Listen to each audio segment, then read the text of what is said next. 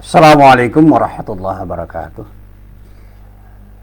Alhamdulillahirabbil alamin wal 'aqibatu lil muttaqin. Asyhadu an la ilaha illallah wahdahu la syarikalah wa asyhadu anna Muhammadan 'abduhu rasul. Allahumma shalli wa sallim ala nabiyyina Muhammad wa ala alihi wa sahbihi wa man walah, amma ba'd. Para jamaah yang dirahmati Allah, alhamdulillah pagi ini kita bisa bertemu lagi, dan mudah-mudahan pertemuan kita benar-benar menjadi pertemuan yang mendapatkan ridho dari Allah Subhanahu wa Ta'ala. Amin. Para jamaah yang dirahmati Allah, saya mohon maaf hari ini agak terlambat sedikit. Ada telepon dari teman saya dari Universitas Muhammadiyah Yogyakarta yang sedikit berkonsultasi untuk sesuatu yang sederhana sebenarnya. Saya harus menjelaskan dengan rinci supaya semuanya itu menjadi clear, menjadi jelas. Baiklah, kita berbincang tentang sesuatu di seputar diri kita. Ada teman-teman saya gitu yang sejak beberapa hari yang lalu itu mempertanyakan sesuatu yang terkait dengan sikap kita terhadap diri kita sendiri dan sikap kita terhadap orang lain. Bagaimana seharusnya kita bersikap pada diri sendiri dan bersikap pada orang lain. Ya, saya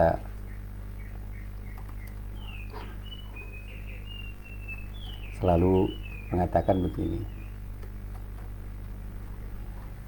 kita itu harus bisa memulai sesuatu dengan sikap yang baik, dan sikap itu sebenarnya muncul dari apa yang disebut sebagai mindset. Kita terjemahkan saja mindset itu sebagai pola pikir.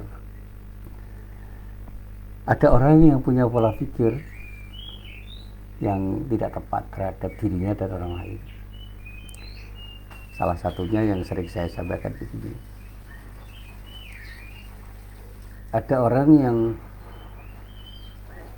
memiliki kelebihan tertentu sehingga dia mengagumi dirinya sendiri dan memandang dirinya itu lebih hebat dibandingkan orang lain, memandang dirinya lebih penting daripada orang lain, dan pada saatnya terhadap orang lain itu cenderung meremehkan. Dan inilah yang sering disebut dengan kesombongan. Ya, di dalam bahasa Arab memang kata sombong itu bermacam-macam istilahnya. Ada kibir, ada takabur, ada istilah yang lain. Termasuk di dalamnya kata istikbar. Itu semuanya bermuara pada kesombongan. Nah,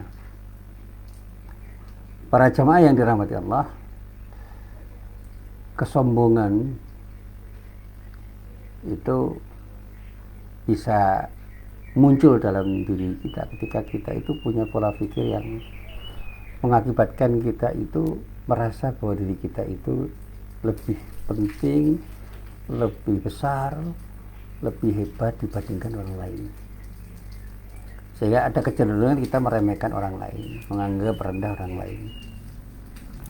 Dan disinilah kemudian para ulama selalu mengingatkan pada diri kita, kalau tampak sesuatu yang lebih dari diri kita, segeralah kita beristighfar untuk mohon ampun kepada Allah. Jangan-jangan karena sesuatu yang tampak besar, tampak hebat, tampak lebih daripada yang lain, itu merupakan godaan setan yang bisa membuat kita itu bersikap sombong.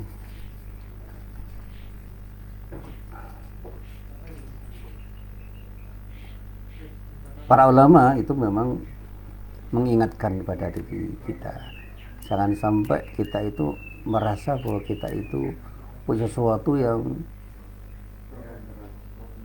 kita anggap lebih hebat, lebih penting, lebih besar daripada orang lain, sehingga kita sulit untuk menghargai orang lain, dan cenderung semuanya itu kita arahkan pada diri kita untuk mengatakan diri kita itu baik, diri kita itu penting, diri kita itu hebat. Nah, di antara sekian banyak sifat yang melekat pada orang yang terkena sifat sombong itu adalah ujub. Nah, ujub itu adalah sikap yang melekat pada diri seseorang, di mana ketika itu orang cenderung mengagumi dirinya sendiri. Dan inilah yang selalu disampaikan oleh para ulama. Saya masih ingat ada nasihat guru saya, bersikap rendah hatilah, jadilah laksana bintang yang bercahaya, yang tampak di bayangan air. Yang rendah padahal dia sebenarnya berada dalam ketinggian. Jangan pernah Anda menjadi seperti asap yang membumbung tinggi dengan sendirinya di lapisan udara yang tinggi, padahal sebenarnya dia rendah.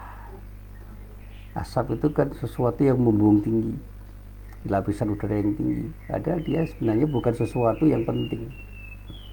Berbeda dengan bintang yang bercahaya, yang tampak di bayangan air yang rendah, padahal sebenarnya dia berada pada sesuatu yang sangat tinggi. Metafor ini bisa saya arahkan begini, kalau kita itu pintar, jangan keminter bahasa Jawanya, jangan menunjukkan pintaran kita. Jadilah orang yang tetap rendah hati, sehingga kita itu menjadi orang yang dihormati orang, bukan karena kita itu menunjukkan pintaran kita, tetapi orang mengakui bahwa kita pintar. Jadilah orang kaya yang tidak suka menunjukkan kekayaannya. Biarlah orang tahu bahwa kita kaya, tetapi justru kita harus bersikap rendah hati, seolah-olah kita tidak punya apa-apa, karena apa yang kita miliki itu sebenarnya adalah titipan Allah yang harus kita gunakan dalam rangka untuk beribadah kepada Allah. Kalau kita punya badan yang kuat, sehat, jangan sombong. Jangan-jangan kekuatan badan kita itu akan menjadikan kita merasa bahwa kita itu tidak akan bisa dikalahkan oleh orang lain yang kita pandang tidak punya kekuatan badan seperti kekuatan yang ada pada diri kita. Saya masih ingat dulu ketika ada seorang petinju, waktu itu saya masih kecil, namanya George Foreman. George Foreman itu petinju yang hebat, orangnya besar. Ketika melawan Muhammad Ali, dia cenderung meremehkan. Ali yang lebih kecil itu waspada, dan jadilah George Foreman dikalahkan dengan knockout oleh Muhammad Ali yang dipandang remeh oleh George Foreman. Nah, sehari yang lalu, ya, tepatnya di sore hari, saya sempat melihat YouTube, ada tayangan podcast yang waktu itu dipandu oleh seorang pesohor yang namanya Deddy Corbuzier, yang berdialog dengan seorang dokter yang namanya Dokter Gunawan. Dia bercerita kenapa dia itu sempat off dari dunia podcast. Ternyata dia sakit.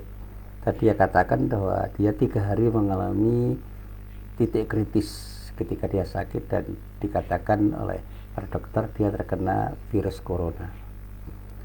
Dokternya yang perawat, dokternya yang bertindak untuk menangani itu adalah Dokter Gunawan.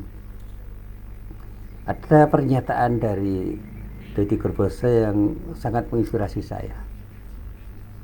Jangan-jangan dia itu terkena seperti itu karena kesombongan dirinya. Kalau kita terjemahkan dengan bahasa yang lebih tegas, jangan-jangan karena kesombongannya Allah memberikan peringatan kepada beliau. Dan yang kedua, dia mengagumi Dokter Gunawan yang dengan tulus melakukan tindakan dalam rangka untuk mengobati, merawat, dan menjadikan Deddy Corbuzier itu sembuh. Tapi dengan rendah hati, dokter itu mengatakan bukan saya ya mengakibatkan sembuh, tetapi ada faktor-faktor di luar kemampuan saya. Ya, tentu saja faktor kesehatan Deddy, faktor kekuatan Deddy yang dia sebut, tetapi kalau kita coba untuk kita kembangkan, ada faktor X. Makanya di dalam dunia pengobatan, kata Dokter Gunawan, itu ada yang namanya art, seni. Kita tidak terjebak pada teknik-teknik pengobatan yang secara keilmuan itu memang harus kita jalani, dan standar operating procedure-nya memang harus kita lalui, tetapi ada sesuatu yang bisa kita lakukan di luar SOP yang sudah ada. Itu yang namanya art. Nah, saya pernah dapat cerita dari seorang dokter yang pernah merawat seorang pasien yang mengalami kesembuhan lebih cepat dari apa yang dia perhitungkan karena faktor spiritual pasien itu. Dia itu punya tingkat kepasaran yang tinggi, dia banyak berzikir dengan istighfarnya yang luar biasa, dan sikap tawakalnya itu membuat dia merasa tidak sakit meskipun dia dalam keadaan sakit yang berat. Dan pada pengobatan yang dilakukan oleh Pak Dokter itu, dia katakan bahwa dia akan sembuh dalam beberapa bulan. Bisa saja 6 bulan, tetapi 3 bulan perawatan itu dia mengalami kesembuhan yang menurut dokter itu hanya bisa terjadi setelah 6 bulan. Ternyata ada faktor spiritualitas pasien itu yang mempercepat proses penyembuhan. Dan dokter nggak bisa menjelaskan. Dan Pak Dokter Gunawan mengatakan ada beberapa hal yang tidak bisa dijelaskan dalam dunia medis, yang itu di luar kemampuan dokter untuk menjelaskannya. Ini faktor X. Nah, kalau kita kembalikan kepada spiritualitas kita, ada tangan Tuhan yang bermain untuk bisa membuat sesuatu itu terjadi tanpa bisa kita kontrol. Saya juga belajar dari sejarah kenabian, dari bagaimana Nabi Ibrahim itu mendapatkan penyelamatan dari Allah ketika dibakar dengan api yang menyala oleh timnya Raja Namrud. Bagaimana Nabi Musa alaihissalam diselamatkan oleh Allah, dan bagaimana Nabi Ayub sembuh dari penyakit yang diduga tidak akan sembuh oleh para tabib waktu itu. Sampai Nabi Muhammad SAW itu diselamatkan oleh Allah ketika di gua bersama Abu Bakar. Itu semua di luar kemampuan manusia untuk menalar. Tapi inilah yang terjadi, faktanya seperti itu. Nah, para jamaah yang dirahmati Allah, inilah yang selalu saya sampaikan. Nah, bahasa saya pernah membaca sebuah tulisan yang dalam bahasa dikatakan tawadhu takun kan najm la halinadir ala safahatil ma'i wa warafi'a. Bersikap rendah hatilah, jadilah laksana bintang yang bercahaya yang tampak di bayangan air yang rendah, padahal sebenarnya dia berada di ketinggian. Wala takun kadduhan ya'lu bi nafsihi ala tabaqatil jawi wa huwa wadi'an. Jangan pernah Anda menjadi seperti asap yang membumbung tinggi dengan sendirinya di lapisan udara yang tinggi, padahal sebenarnya dia itu rendah. Ini saya ulang-ulang, saya renungkan. Ini pernyataan seorang yang bijak itu. Tawadhu takun kan najm la halinadir ala safahatil ma'i wa warafi wa la takun kadduhan ya'lu bi nafsihi la tabaqatil jawi wa huwa wadi'an. Ini luar biasa pernyataan ini. Nah, para jamaah yang dirahmati Allah, sekali lagi ujub itu adalah bentuk kesombongan, penyakit yang sangat berbahaya yang dapat merusak kehidupan seseorang. Dikatakan oleh para ulama, ujub itu adalah sifat yang dapat mengalihkan seseorang dari bersyukur kepada Allah kepada bersyukur atas dirinya sendiri. Dia mengagumi diri sendiri sehingga lupa kepada Allah yang menciptakan dia, memelihara dia, mengarahkan dia, memberikan sesuatu pada dia.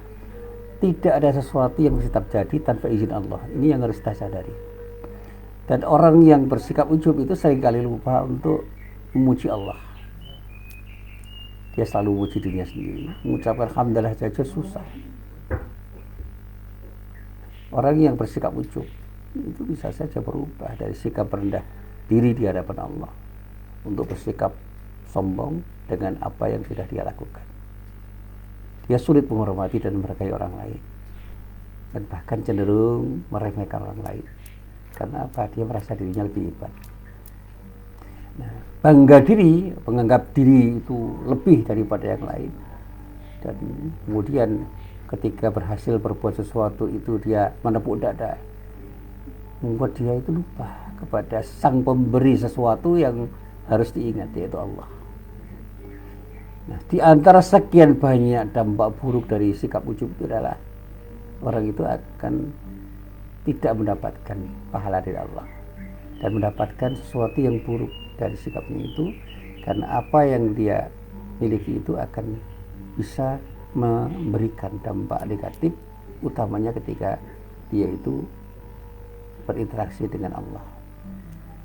Bahkan Al-Mawardi, seorang ulama besar, mengatakan ujub itu akan menghilangkan kebaikan, menampakkan kejelekan, mendapat kehinaan, menghalangi seorang dari kemuliaan, bisa menghasilkan amarah dan kebodohan, dan bisa memadamkan kebaikan yang pernah dia lakukan, bisa menghapus keindahan budi pekerti yang pernah dikenal banyak orang. Pada akhirnya ia bisa menjadi orang yang tidak puas dengan apa yang dipersepsi oleh orang, apa yang dilakukan oleh orang, apa yang dianggap oleh orang pada dirinya, karena pada itu dia itu mengharapkan pujian dari orang yang justru disikapi oleh orang itu adalah tindakan yang sebaliknya. Dan boleh jadi dia akan menjadi orang yang pemarah, dan boleh jadi juga dia menjadikan dirinya itu dengki terhadap banyak orang yang dianggap punya kelebihan dibandingkan dirinya. Nah, para jamaah yang dirahmati Allah, ujub ini tidak jauh berbeda dengan riya. Kalau riya itu disebut syirik kecil karena menyertakan orang lain dalam ibadah kepada Allah karena ada keinginan untuk dipuji orang lain. Pada ujub itu bisa disebut juga syirik karena menyertakan diri sendiri dalam ibadah kepada Allah. Dan kedua sifat ini termasuk bagian dari kesombongan. Jadi kalau kita itu beribadah dalam rangka untuk dipuji orang, itu namanya riya. Ketika kita beribadah dengan menyertakan diri kita di dalam ibadah, sehingga kita itu menganggap diri kita yang menentukan segala-galanya, bukan Allah, disinilah kesombongan kita itu menjadikan diri kita itu terjebak dalam syirik kecil. Orang yang bersikap riya itu tidak mungkin dia akan beribadah dengan ikhlas karena Allah. Sementara orang yang ujub itu tidak akan pernah mau minta tolong kepada Allah, karena apa? Dia terlalu pede, dia terlalu percaya diri dengan dirinya sendiri, dan pada saatnya sulit untuk diajak berdoa karena apa? Pada saatnya dia terlalu yakin pada kemampuan dirinya. Ya, kita tolong orang lain gak mau, berdoa juga gak mau, karena apa? Dia percaya diri, dia terlalu pede. Para jamaah yang dirahmati Allah, banyak ayat-ayat Al-Quran yang mengingatkan kita bahwa ujub itu akan membinasakan diri kita. Ingat pada perang Hunain, pada waktu itu orang-orang Islam merasa besar karena jumlahnya itu luar biasa, tapi kemudian ternyata kalah, bercerai-berai karena dia itu terjebak dalam sikap ujubnya. Nah, barangkali kalau kita kembangkan di sini, kalau kita itu mau jujur, orang Islam itu kan di Indonesia mayoritas. Tapi dengan mayoritas kita itu, apakah kita selalu menjadi pemenang? Atau bahkan kita itu sekarang itu sedang menjadi pecundang? Ayo kita coba untuk kita nilai. Jangan-jangan itu terjadi karena sikap ujub kita. Kita merasa hebat karena jumlah kita banyak. Padahal dengan jumlah yang banyak, kita akan dikuasai oleh kelompok kecil yang punya kemampuan untuk memanage diri dan memanage orang lain. Sekarang kita bicara secara ekonomi, kita ini menjadi subjek atau objek. Secara politik kita itu menjadi objek atau subjek. Secara keilmuan kita itu menjadi subjek atau objek. Saya bekerja di dunia akademis, saya masih merasa bahwa kami di fakultas dan di universitas yang di situ saya ada selalu menjadi konsumen dalam pengembangan ilmu, bukan menjadi produsen. Saya sering menulis, tapi tulisan saya itu hanya merupakan replikasi aja, bahkan duplikasi dari apa yang sudah ditulis orang-orang. Akan saya membaca beberapa disertasi itu seperti tidak punya tawaran apa-apa, karena apa yang dia tulis itu merupakan pengulangan-pengulangan yang sebenarnya sudah dibuat oleh orang, dan tidak ada tawaran-tawaran yang luar biasa pada saat orang itu menulis. Bukan berarti saya harus meremehkan disertasi itu, tapi saya hanya mengatakan kita ini masih menjadi konsumen ilmu, bukan produsen. Saya juga begitu, sering menulis, tapi tulisan saya itu banyak sekali yang merupakan pengulangan-pengulangan dari apa yang mana dirasakan. Gagasan original saya itu seringkali tidak muncul. Nah, para jamaah yang dirahmati Allah, inilah yang kemudian oleh Rasulullah diingatkan. Rasulullah itu pernah bersabda begini, salatun muhlikat, ada 3 hal yang bisa menghancurkan diri kita. Yang pertama dikatakanlah Rasulullah syukhun muta'at, sifat kikir yang ditaati. Yang kedua hawan muttaba, hawa nafsu yang ditaati. Kalau kita mengikuti sifat kikir dan menaati hawa nafsu, ya sudah. Kita taat pada hawa nafsu dan sekaligus taat pada sifat kikir, itu dua-duanya menghancurkan. Ketaatan kita terhadap sifat kikir kita dan bagaimana kita mengikuti keinginan hawa nafsu itu akan mengakibatkan kita itu terjebak dalam kebinasaan. Yang ketiga yang penting juga wa ijabul mar'i bi nafsihi. Dan ada orang yang cenderung berbangga dengan dirinya sendiri. Ini ketika kekaguman orang pada dirinya itu berlebihan, itu akan menghancurkan diri, karena dengan kekaguman diri itu seringkali orang sulit untuk mengapresiasi kehadiran orang lain, karena yang dianggap penting itu adalah dirinya. Maka di dalam hadis yang lain dikatakan bainama rajulun yatabakhtara yamshi fi burdai qad a'jabathu nafsuhu fa khasafallahu bil ard bahwa yatajaljalu fiha ila yaumil qiyamah. Ketika seorang laki-laki sedang bergaya dengan kesombongan, berjalan dengan mengenakan dua burdahnya, yaitu jenis pakaian yang bergaris-garis atau pakaian yang terbuat dari bawah hitam, dia itu mengagumi diri sendiri, lalu Allah membenamkannya di dalam bumi. Maka dia selalu terbenam ke bawah di dalam bumi sampai hari kiamat. Ini peringatan dari Rasulullah untuk kita. Dan inilah yang selalu disampaikan oleh para ulama, bahwa ketika orang itu cenderung hanya bisa mengakui kehebatan dirinya dan pada saatnya sulit untuk menghargai orang lain karena dia memandang lebih dirinya daripada orang lain, maka dia akan bisa melupakan nikmat Allah. Dan itulah yang seringkali membuat orang itu terjebak dalam keterpurukan, karena apa? Dia sulit sekali untuk menghargai orang lain dan pada saatnya dia hanya bisa menghargai dirinya sendiri. Bahkan banyak ulama yang mengatakan ketika kita itu kagum pada diri kita sendiri, maka pendapat kita pun selalu kita anggap sebagai pendapat yang paling benar. Orang akan sulit menghargai pendapat orang lain karena dirinya merasa lebih benar daripada orang lain. Dan bahkan Ibnu Mas'ud mengatakan ada dua hal yang bisa membinasakan orang. Yang pertama putus asa, yang kedua ujub ini. Keputusasaan bisa membinasakan diri orang, tetapi ada satu hal ketika orang itu berbangga diri. Dan inilah yang selalu disampaikan. Ketika orang itu putus asa untuk berbuat sesuatu karena dia merasa sudah tidak mampu lagi bersesuatu dalam rangka untuk sesuatu yang diharapkan, itu kehancuran. Karena orang tidak akan bisa berbuat sesuatu, meraih sesuatu yang diharapkan. Dan orang yang ujub itu selalu mengatakan, inilah saya. Gak ada orang lain yang bisa membantu diri saya karena sayalah orang yang akan bisa mendapatkan banyak hal dari kemampuan saya itu.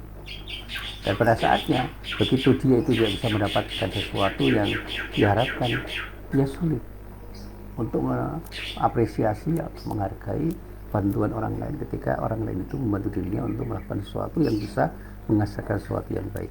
Maka dalam beberapa hal saya selalu mengatakan begini, banyak keberhasilan yang dicapai orang yang pada keberhasilan itu ternyata banyak peran yang dimainkan oleh orang di sampingnya.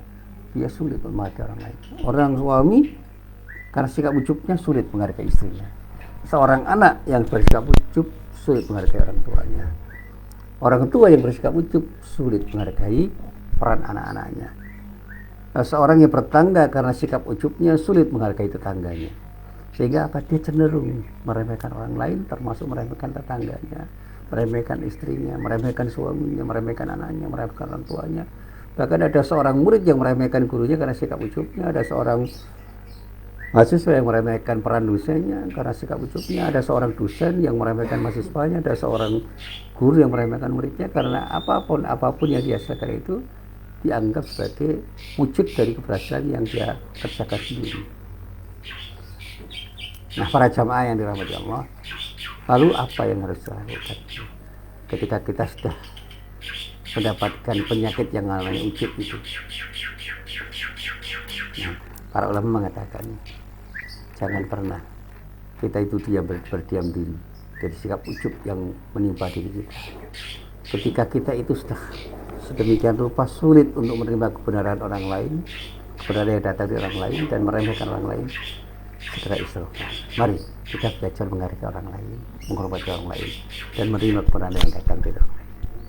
Ketika kita sudah sering memalingkan muka dari orang lain, mari kita mencoba untuk memandang orang lain dengan pandangan yang baik dan menyejukkan.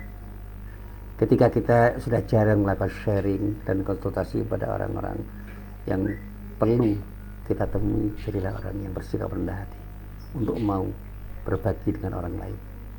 Jangan pernah berjalan dengan sombongan, jangan pernah merasa lebih dan banyak merasa hebat karena kita punya sesuatu yang kita anggap lebih daripada orang lain. Jangan pernah memicingkan mata dan suka mencela orang lain. Jangan berbangga dengan keturunan yang melekat pada diri kita, kedudukan kita, kekuatan kita dalam bentuk apapun. Perhatikan kepada orang lain, perhatikan sekadar sama. Saya yakin banyak kelebihan yang dimiliki orang lain yang kita harus banyak belajar dari mereka.